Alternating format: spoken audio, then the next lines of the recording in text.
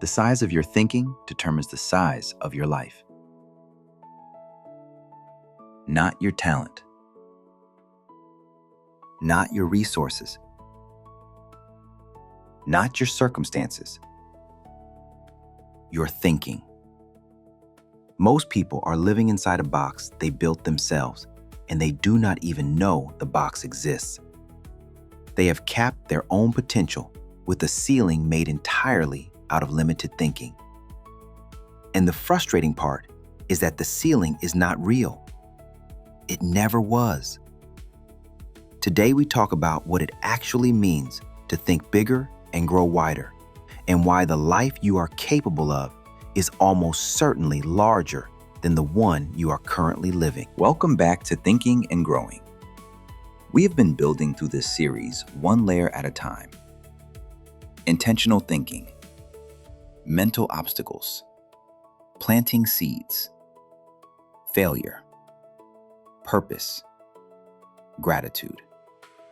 Every one of those conversations was leading here, because all of that inner work means nothing if your vision stays small. Today we talk about expansion, what it looks like to stretch your thinking beyond what feels comfortable, and why that stretch is where your real growth lives. Let's get into it. Small thinking is not always obvious. It does not always show up as low self-esteem or lack of confidence. Sometimes it shows up as playing it safe, choosing the guaranteed outcome over the possible great one, staying in the lane you know because the next lane feels uncertain. Small thinking sounds like this: I could never do that. That is for other people. I am not the type. What if it does not work? I will do it when the time is right. Those phrases feel like wisdom in the moment. They feel like responsible thinking. But most of the time, they are just fear with a reasonable costume on.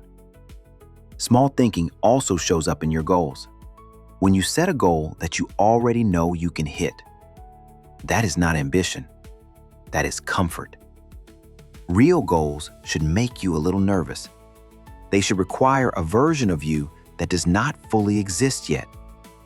If every goal you set is well within reach of who you already are, you are not growing. You are just maintaining. I have watched people with extraordinary talent set ordinary goals their entire lives because somewhere along the way, they decided that was the safe move. And safe is fine if safe is what you want. But if you want more, safe will cost you everything. The reason most people think small is not because they lack vision. It is because thinking big feels dangerous. When you think small, failure is manageable. The stakes are low. If it does not work out, nobody noticed and nothing was really lost. But when you think big, you are putting something real on the line. Your time, your energy, your reputation, your belief in yourself. And that exposure is uncomfortable. There is also the influence of your environment. If everyone around you thinks in small terms, big thinking starts to feel arrogant or unrealistic. The people closest to you, even the ones who love you, will sometimes be the loudest voices telling you to be realistic. Not because they want to hold you back, because your big thinking makes their small thinking visible. And that is uncomfortable for them. The goal is not to dismiss those people. The goal is to not let their ceiling become yours. Here is how you actually start expanding your thinking in a way that sticks. First, upgrade your inputs.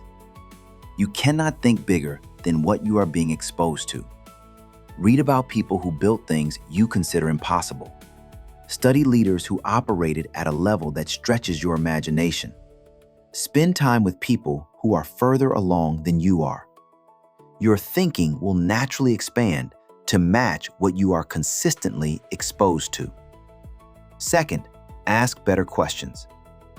Small thinking asks, how do I survive this? Big thinking asks, how do I build something from this? Small thinking asks, what is realistic? Big thinking asks, what is possible? The quality of your life is directly connected to the quality of the questions you ask yourself on a daily basis. Start asking bigger ones. Third, set one goal that genuinely scares you. Not reckless, not irresponsible, but real enough that you do not fully know how you are going to get there yet. That uncertainty is not a red flag. That is growth territory. The how reveals itself as you move, but you have to start moving first. Fourth, give yourself permission to want more. This sounds simple, but for a lot of people, it is the hardest step. Somewhere along the way, many of us were taught that wanting more is greedy or ungrateful. It is not. Wanting more and being grateful for what you have are not opposites. You can hold both at the same time. Give yourself permission to want the bigger version of your life. If this is challenging your thinking, hit the like button. It takes 1 second and it puts this in front of more people who need to hear it. Thinking bigger is about vision. Growing wider is about reach. It means expanding your influence, your relationships, your impact beyond the immediate circle you are already operating in. Most people grow vertically. They go deeper into what they already know, who they already know, and where they already are. That produces depth, but not range. Growing wider means intentionally putting yourself in rooms you have not been in before. Having conversations with people outside your industry, your culture, your comfort zone. Learning things that are not directly related to what you already do, but that expand how you see the world. The wider you grow, the more connections you can make between ideas. And those connections are where innovation lives. They are where solutions come from that nobody else in the room can see, because nobody else in the room has been where you have been. The ceiling is not real. It never was. It is made of thoughts, and thoughts can be changed. You are not stuck at this level. You are not maxed out. You have not seen the best of what you are capable of yet. Upgrade your inputs. Ask better questions. Set one goal that scares you. Give yourself permission to want more. And then grow wider by getting into rooms and conversations that stretch who you are. The bigger version of your life is not waiting for the right time or the right resources. It is waiting for bigger thinking. Next week, we are talking about the lifelong journey of growth and why this is not a destination you arrive at, but a way of moving through the world every single day. That one wraps this series up in a way I think you are going to appreciate. Subscribe if you have not already, and share this with someone who you know is playing smaller than they should be. Think deeper, lead better, grow on purpose.